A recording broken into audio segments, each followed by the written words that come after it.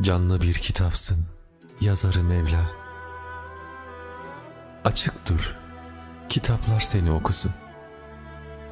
Yüzünde şavklansın nazarı Mevla.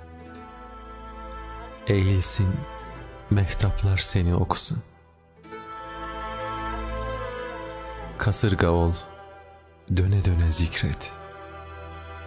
Her nefese 10.000 misli şükret. Şüphe burgacında hakkı fikret. Uyansın girdaplar seni okusun. Erisin geceler gündüze gel ki.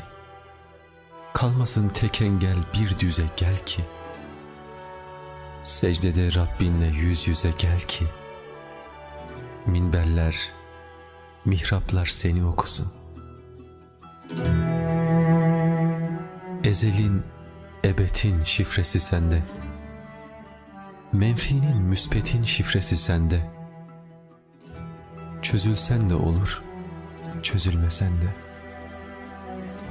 Sorular, cevaplar seni okusun. Aşktan, estetikten, ahenkten yana. Şiir, resim, müzik imrensin sana. Camiler, sebiller gelsin lisana. Hayırlar, sevaplar seni okusun.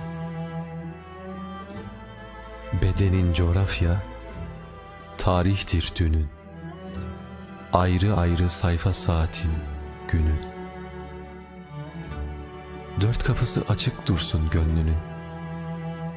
Alimler, erbaplar seni okusun.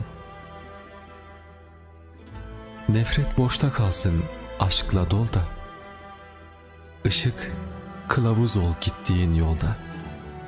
Kur'an'dan feyz alan bir mektup ol da. Yazdığın kitaplar seni okusun.